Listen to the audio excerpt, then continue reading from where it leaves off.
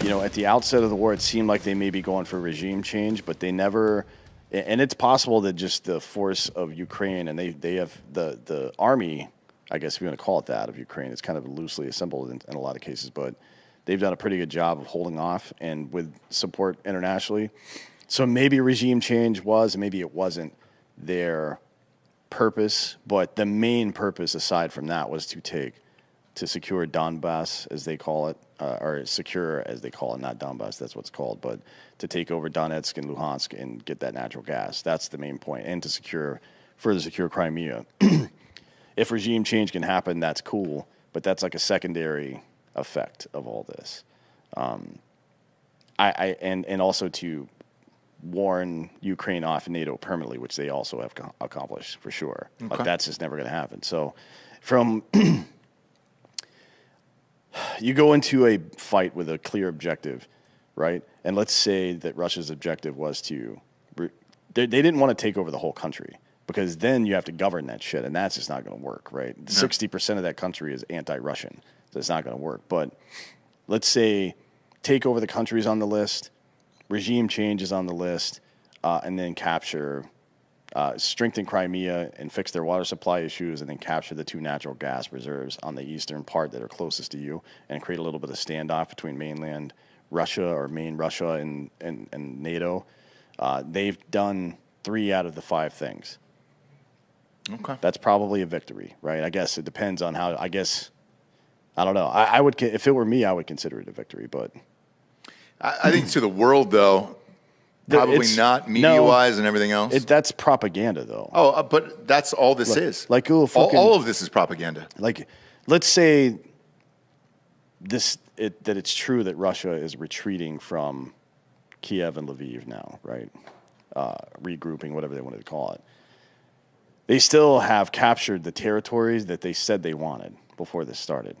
So, yeah, maybe they didn't get everything they wanted, but if this were a negotiation or between labor and management, they definitely got more than they lost, right? Because human life is not. You could say, oh, they lost a bunch of generals and troops.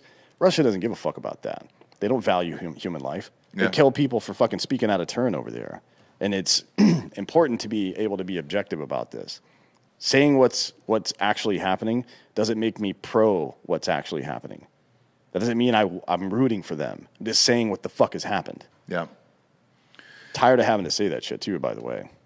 If you're, I don't know who's the top guy general-wise here in the United States. Who's the head of Secretary of Defense? It's Lloyd Austin. He's a cunt. Okay. Actually, he just got lit up by Matt Gaetz a couple of days. We need to jump back into that Matt Gaetz stuff at some point, because they hurled some pretty serious charges at him. Or not charges, but accusations at him, and nobody's actually been able to prove anything. Nothing has come of that. Like to charge him with it. Uh-huh. And, I'm not, because of the nature of the charges, I haven't really talked, or the accusations, we haven't really talked about much because there's no way to verify any of that shit. But as one of Trump's top surrogates in the state that also has DeSantis, right, and Rubio, you got to think if they had it, they would have fucking done something. Oh, easily. Or he would be shutting the fuck up and not lighting up Lloyd Austin in Congress like he did yesterday. Like he fucking destroyed that dude yesterday. Yeah, so here's why I ask. With him, if you're watching this, because I'm sure they have like crazy intel, obviously, that we don't have, and shots and all that shit. They probably know exactly what's going on over there, just based on, I'll just say Google Earth, because I really don't know what it's called. Right. Does this make you look at Russia now in a different light and say, all right, these guys definitely aren't the same Russia we're accustomed to, and this military isn't that fucking great? No, this is exactly what I thought Russia was. People always ask if Russia and China are existential threats to the United States. The answer is absolutely not. Okay, so explain that, because I was on the side, and I guess that's just based on the media, that Russia had a fierce military and China had a fierce military as well. No, Russia's going through some growing pains now in the same way that a lot of dictatorial empires have, if you want to call it an empire. They have a pretty... There's a large westernized thought movement over there. Mm-hmm. You could see it in a lot of the protests that happen and shit like that. You could see it in Saudi Arabia during the Arab Spring. You wouldn't see it much in the media, but social media allowed those people to support what was going on in Egypt and shit. And recruiting from that kind of base of population and turning into hardened warriors, like, it's tough. It's tough to do that when people don't believe in the mission. Gotcha. So you're seeing a lot more of these conscripts go over there and get fucked up. Their equipment is old. Like, the tanks that we're sending, the T-72s that we're, I guess, planning on sending to Ukraine through Poland, T-72 is a tank from 1969. That's when it went into production. You know what I mean? Oh, sweet. So they're getting the new shit. Yeah. So, I mean, Russia fights like it's World War II still, because in their brain, that war never ended. Like, they World War II went away, and they started fighting the Cold War. For us, Cold War were all these micro wars. But for Russia, it was maintaining their fucking at-home military as well. Okay. Like, it was both of those things. So, and they've had quite a bit of tumult in between with the dissolution of the Soviet Union and all this shit. But they still fight like it's World War II.